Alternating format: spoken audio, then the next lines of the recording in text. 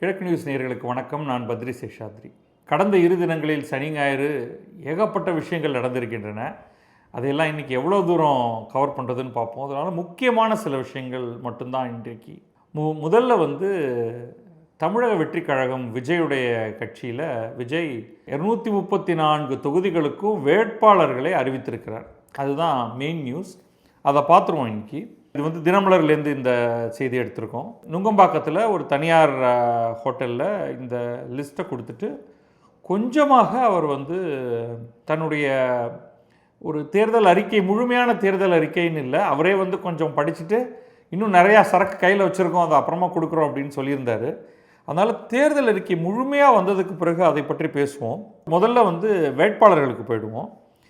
இந்த வேட்பாளர்கள் அறிமுக நிகழ்ச்சியில் இந்த கீழ்கண்ட இடங்கள் அவர் அறிவித்தது பைனோ நீங்கள் எல்லாம் பார்த்துருப்பீங்க. இருந்தாலும் முழுமை கருதி அதை பார்த்துருவோம். சென்னை, பெரம்பூர், திருச்சி கிழக்கு 2 தொகுதிகளில் விஜய் நிற்கிறார். அதுதான் ஹைலைட்.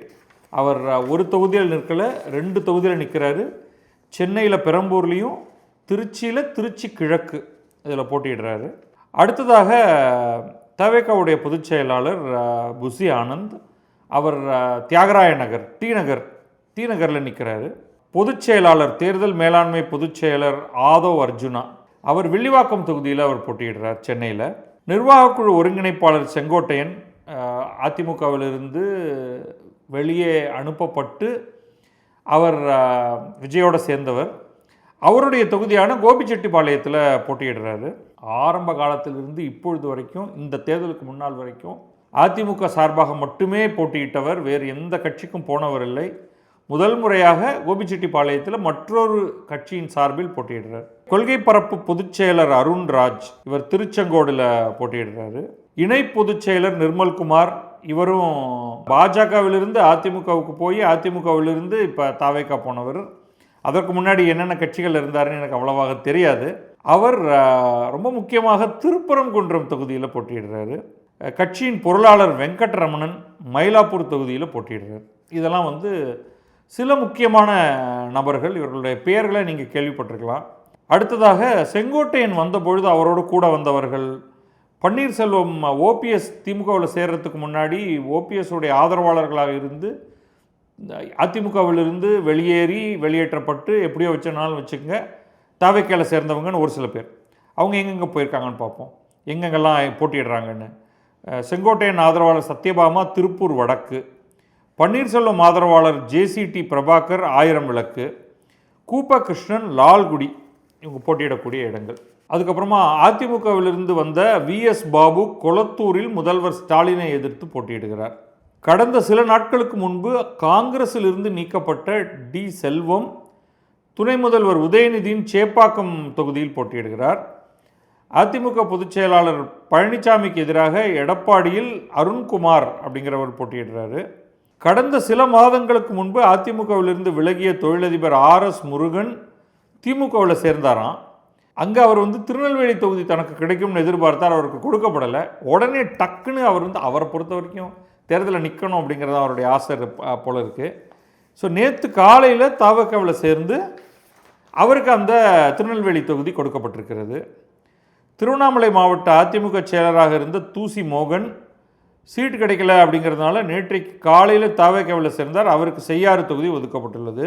அதிமுக முன்னாள் எம்எல்ஏ நாராயணனுக்கு தவேகாவில் இணைந்த 48 மணி நேரத்தில் நாங்குநேரியில் போட்டியிட சீட் கிடைத்துள்ளது.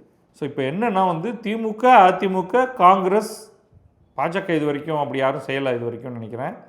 இந்த கட்சியிலெல்லாம் இருந்து உங்களுக்கு இடம் கிடைக்கலைன்னா நீங்கள் தவேகா வந்தீங்கன்னா உடனே உங்களுக்கு இடம் அப்படின்னு.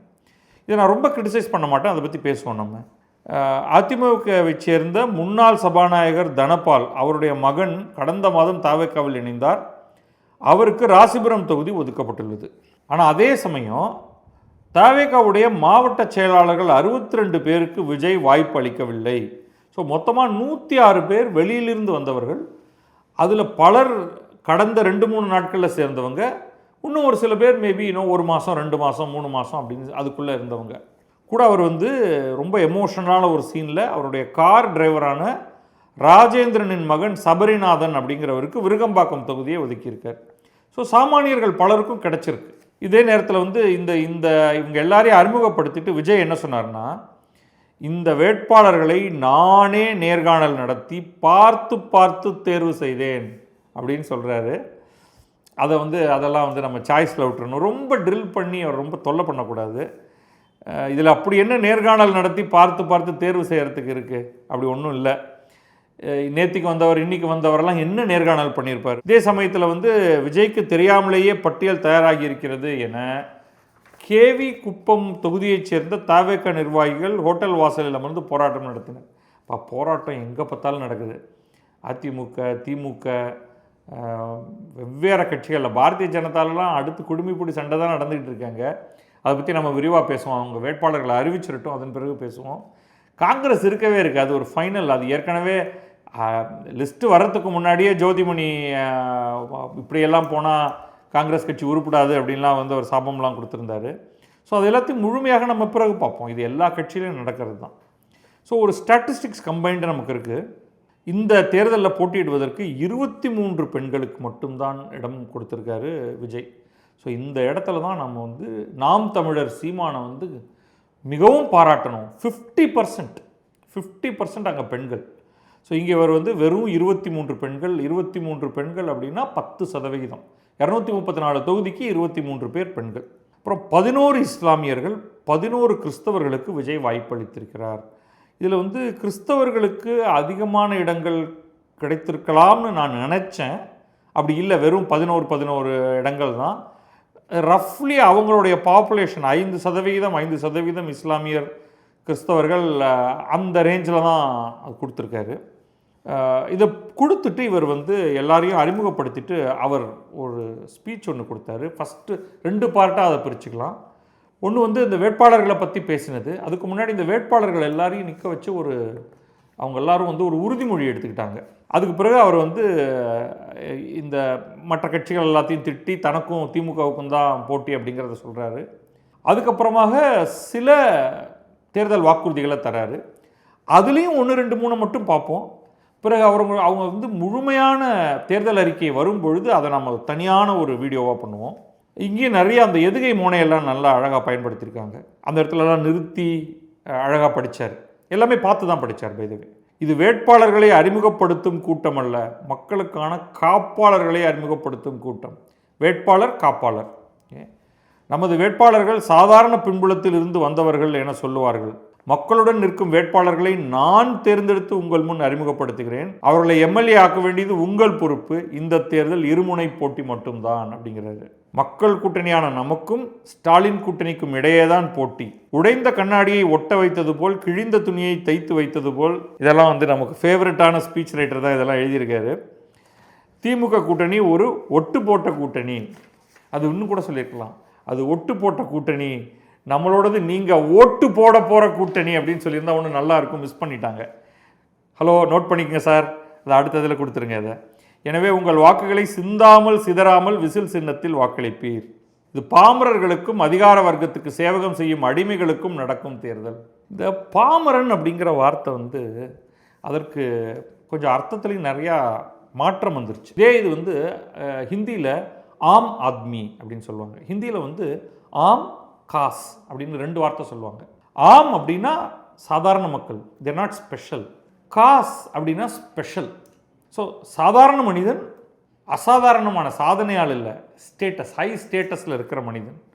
இவர் வந்து அதற்கு ஈக்குவலாக அந்த ஆம் ஆத்மி கட்சிங்கிறது அங்கேருந்து தான் வருது. பாமரன் அப்படின்னு அவர் சொல்கிறதுக்கு வந்து நம்ம இப்போ படிக்காதவன் அப்படிங்கிறது பாமரன் அப்படி சொல்கிறான். படித்தவன் படிக்காத பாமரன் அப்படின்னு. இந்த இடத்துல இவர் வந்து சொல்ல வர்றது வந்து ஒரு பக்கம் ஸ்டேட்டஸ், பணம், பதவி எல்லாத்தையும் வச்சுட்டு சாதாரண மக்களுக்கு நல்லது செய்யாதவன், அதான் சொல்கிறாரு. அதிகார வர்க்கத்துக்கு அடிமை சேவகம் செய்பவன், சேவகம் செய்யும் அடிமை. பாமரன் அப்படின்னு இவர் சொல்கிறது வந்து சாதாரண மனிதன் அப்படின்னு நம்ம எடுத்துக்கணும். இவரெல்லாம் ஒன்றும் பாமரெல்லாம் கிடையாது, இவரும் ஸ்பெஷல் ஆள் தான். இந்த மாதிரி ரெப்ரசன்டேஷன்லாம் கொடுக்கும்போது கொஞ்சம் கேர்ஃபுல்லாக இருக்கணும். இது தேவையில்லாமல் இதை சொல்லும் பொழுது எதிரணி தாக்குவதற்கான எல்லா சான்ஸும் இருக்கும். சரி, இப்போ என்ன பண்ணுறாருன்னா, தேர்தலுக்கு யாரெல்லாம் ஓட்டு போடணும், தன்னுடைய சினிமா ஒன்று இருக்கு இல்லையா, அந்த முக்கியமான சினிமா, அதையெல்லாம் சொல்லுவார்னு நினச்சேன். அது கடைசியில் அந்த சினிமா பேரெல்லாம் யூஸ் பண்ணல. உங்கள் வீட்டில் இருக்கிற ஒவ்வொருத்தரையும் ஏப்ரல் 23ஆம் தேதி கூட்டிகிட்டு போய் ஓட்டு போடுங்க. வெளியூரில் இருக்கிறவங்க இப்போவே டிக்கெட் போட்டுருங்கன்னு, வெளிநாட்டில் இருக்கிறவங்க இப்போவே டிக்கெட் போட்டுருங்க அப்படின்னு சொன்னாருன்னு தான் நான் கேட்டது. நான் டிவியில் கேட்டுட்டு இருந்தேன். இது ஒரு தலைமுறைக்கான தேர்தல். அத்தனை வசதிகளையும் துறந்துட்டு உங்களுக்கு நன்றி கடனை செலுத்த மட்டுமே வந்திருக்கேன் அப்படிங்கிறாரு. என்ன வசதிகளை துறந்தார்? இன்னும் இப்போவும் தனி விமானத்தில் போகிறாரு. இப்போவும் ரொம்ப உயர்ந்த சொகுசு காரில் தான் போகிறாரு. அத்தனை வசதிகளையும் துறந்துட்டு உங்களுக்கு நன்றி கடனை செலுத்த மட்டுமே வந்திருக்கேன்லாம் அபாண்டமாக போய் பேசக்கூடாது. என்னுடைய சினிமா துறையை விட்டு விட்டு அரசியலுக்கு வந்திருக்கேன் அப்படின்னு சொன்னால் அது நியாயம் இருக்குது. ஒரு வசதியும் அவர் துறந்த மாதிரி நமக்கு தெரியல. அத்தனை வழிகளையும் தாங்கிட்டு உங்களுக்காக வந்திருக்கேன். எப்பா என்னப்பா அது? என்ன வழி இவருக்கு? யாராவது ஒரு காலை மிதிச்சிட்டாங்களா? இல்லை கதவு திறக்கும் போது சுண்டு வரல் அதில் தட்டிருச்சா? அப்படிப்பட்ட வழிக்கு மேலே இவருக்கு என்ன வழி இருக்குது? அத்தனை வழிகளையும் தாங்கிட்டு உங்களுக்காக வந்திருக்கேன். உங்கள் வீட்டு பிள்ளைக்கு ஒரு வாய்ப்பு கொடுங்க. இதெல்லாம் எம்ஜிஆர் காலத்துலேருந்து இந்த அரத பழசான ரீலையே போட்டு ஓட்டிக்கிட்டு இருக்காங்க. உங்கள் வீட்டு பிள்ளையா என்ன நினச்சிக்கோங்க. இன்னும்லாம் சொன்னார், உங்களது தம்பியாக, உங்களது அண்ணனாக, உங்கள் வீட்டு பிள்ளையாக, எல்லாம் அந்த முக்கியமான சில உறவுகளை மட்டும் சொல்லிவிட்டு அதோடு விட்டுட்டார். விஜய், அது யார் வேட்பாளராக இருந்தாலும் அது விஜய்னு நினச்சி ஓட்டு போடுங்க. மக்கள் விரோத ஸ்டாலின் சார் வேண்டுமா, மக்களை நேசிக்கிற விஜய் வேண்டுமா அப்படின்லாம் சொன்னார். அப்புறமா நிறைய வாக்குறுதிகள் கொடுத்தாரு. அதில் சில வாக்குறுதிகளை மட்டும் நான் படிக்கிறேன். இது விகடன்லேருந்து இந்த ரிட்டன் ஆர்டிக்கிள்லேருந்து எடுத்திருக்கோம். 12ஆம் வகுப்புக்கு பிறகு PhD வரை பிணையம் இல்லாமல் 20 லட்சம் ரூபாய் வரை கல்வி கடன் வழங்கப்படும். யார் வழங்குவாங்க? யார் கொலாட்ரல், பிணையம்னா கொலாட்ரல், யார் இந்த கடனை கொடுக்க போகிறாங்க?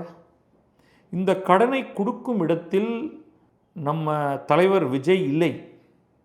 இவை எல்லாமே என்ன? இது எல்லாமே ஷெட்யூல்டு பேங்க்ஸ் கொடுக்கறது.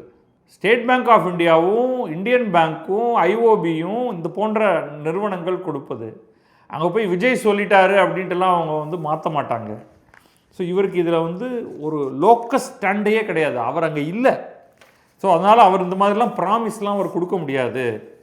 இல்லைன்னா இவர் என்ன பண்ணணும்னா, ஒரு அமைப்பு ஒன்றை ஏற்படுத்தி, ஒரு NBFC ஒன்றை இவர் உருவாக்கி, Tamil Nadu government sponsored Tamil Nadu education loan corporation அப்படின்னு இவர் ஏதாவது உருவாக்கி, அதில் நிறையா பணத்தை கொண்டு அதுக்கும் நீங்கள் RBIட்ட அப்ரூவல் வாங்கணும்.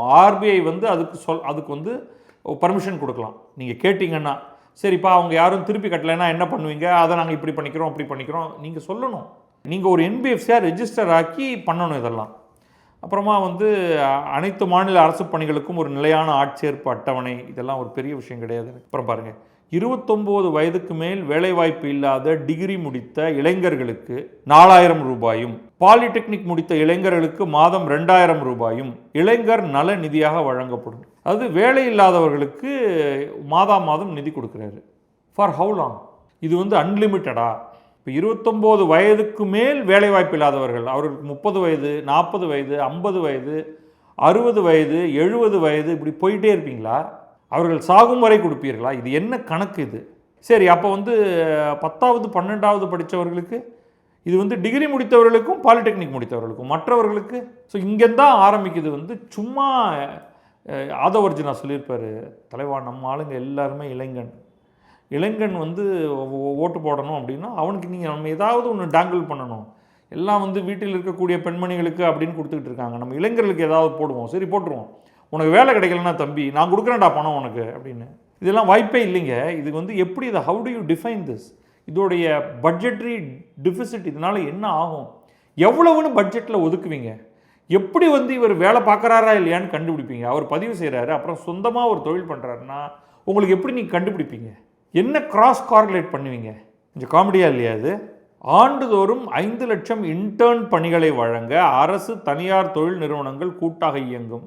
இதில் பட்டதாரிகளுக்கு மாதம் 10,000 ரூபாயும், ITI படித்தவர்களுக்கு 8,000 ரூபாய் சம்பளமாக அரசே வழங்கும்.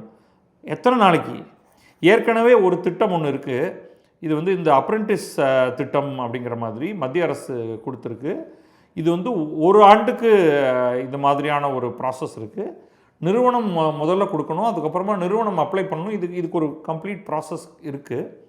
இப்போ இது வந்து மாநில அரசு இது கொடுக்குற இந்த தொகைக்கு கிட்டத்தட்ட இனி அதுவும் அரௌண்ட் 10,000 தான், எனக்கு ஆஃப் ஹேண்ட் ஞாபகம் இல்லை, 9,000 10,000 அந்த ரேஞ்சில் இருக்கும். இது வந்து இட்ஸ் அ குட் ஸ்கீம். நான் வந்து எல்லாத்தையுமே கிரிட்டிசைஸ் பண்ணுறேன், பணம் கொடுக்கறதுனாலே உடனே இந்த பத்ரி திட்டுவான் அப்படின்னு நினச்சிக்காதீங்க. இதை நான் வரவேற்கிறேன்.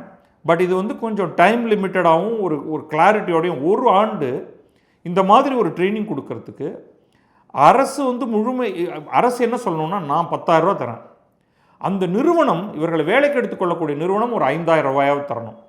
ஸோ அந்த இன்டர்னுக்கு வந்து 15,000 ரூபா கையில் போகும், வேலையும் கற்றுக் கொடுக்கப்படும்.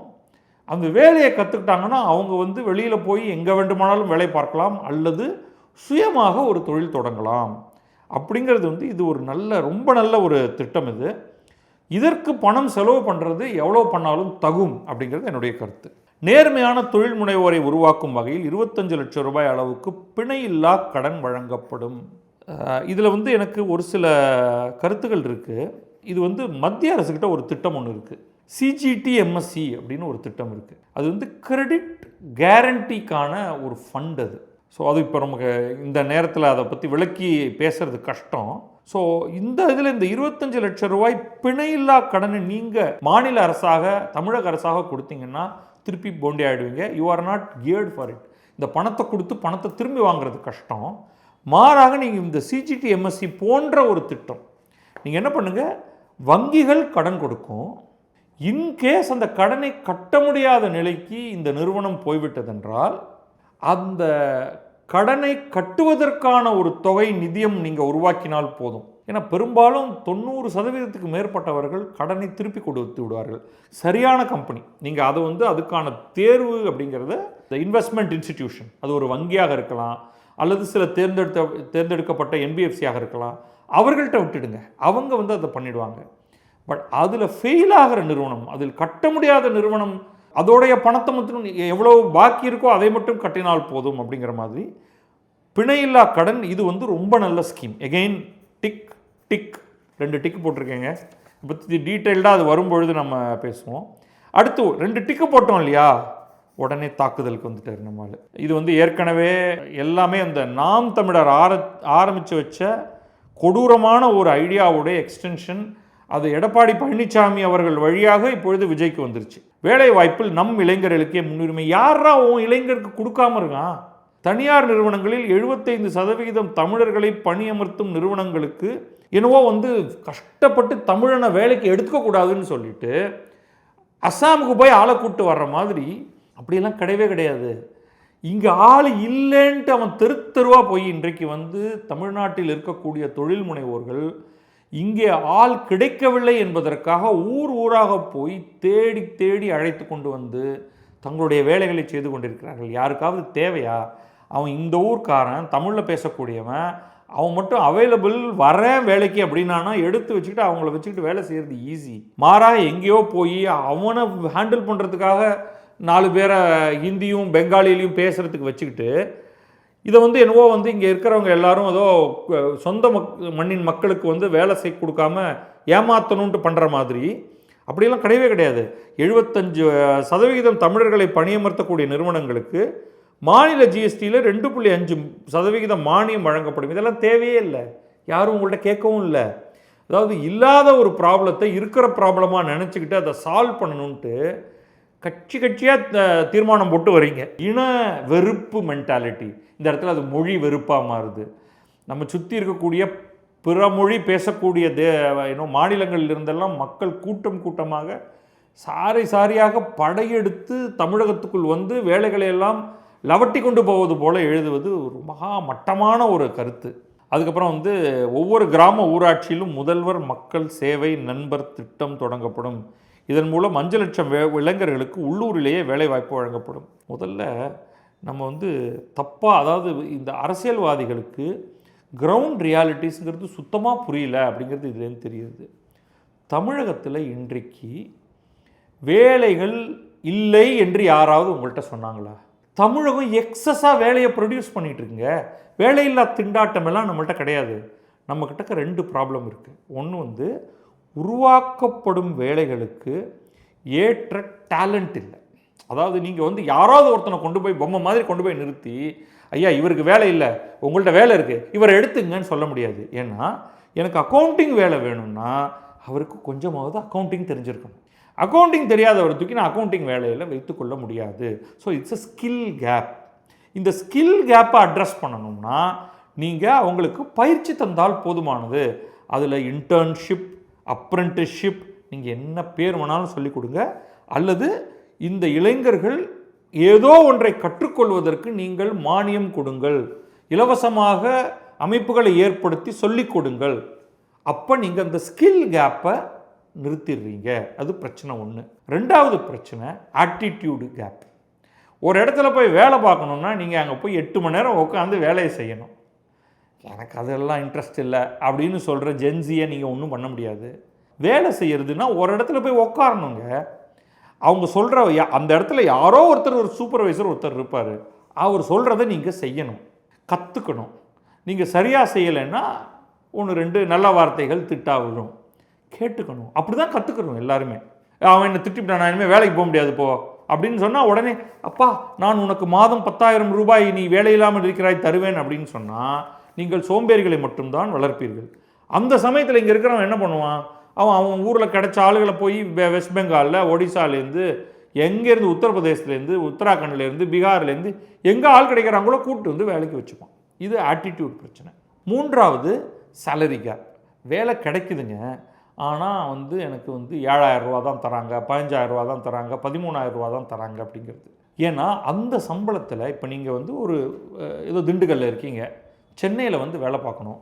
சென்னையில் வந்து வேலை பார்க்கணுன்னா வாடகை தரணும், உணவு, அப்புறமா டிரான்ஸ்போர்ட்டேஷன்.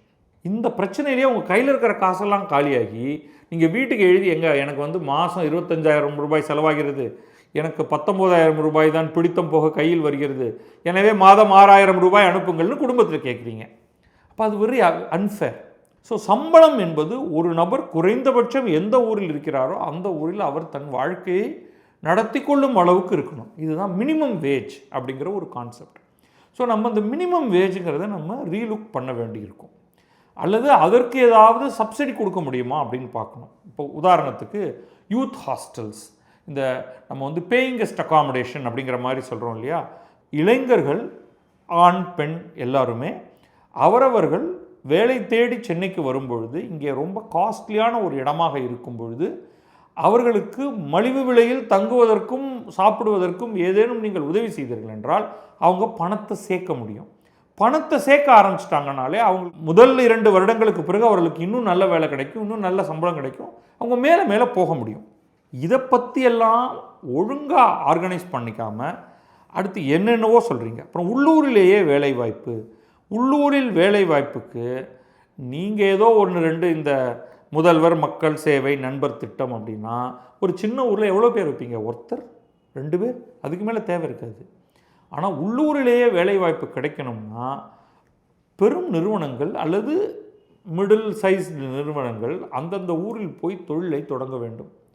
அதுக்கு நீங்கள் இன்சென்டிவ் கொடுக்கலாம், அவ்வளோதான் பண்ண முடியும். எதுக்கு தொழில் நிறுவனங்களுக்கு இன்சென்டிவ் கொடுக்கணும்? நீங்கள் அந்த இன்சென்டிவை வந்து மக்களுக்கு கொடுத்தீங்கன்னா அவங்களுக்கு அதை வச்சுக்கிட்டு என்ன பண்ணுவாங்க? பண்ண முடியாது. ஸோ இது எல்லாத்தையும் நம்ம வந்து இதுக்கப்புறம் இன்னும் நிறையா சொல்ல போகிறாங்க போல இருக்குது. இந்த மாதிரி பல விஷயங்கள் ஒரு விவாதமே இல்லாமல் கடைசி நேரத்தில் இன்னும் பாருங்கள் முடியல, இவரோடது இன்னும் நிறையா சொல்கிறேன் அப்படின்னு சொல்லியிருக்காரு. ஏதோ இன்றைக்கி நம்ம வந்து லிஸ்ட்டை கொடுக்குறோம், அதோட கூட 4 பாயிண்ட்டையும் கொடுத்துருவோம் அப்படிங்கிற மாதிரி. பட் இது எல்லாமே எனக்கு வந்து ஃபுல் தாட் இல்லாமல் வரக்கூடிய ஒரு சில கருத்துக்களாக இருக்குது.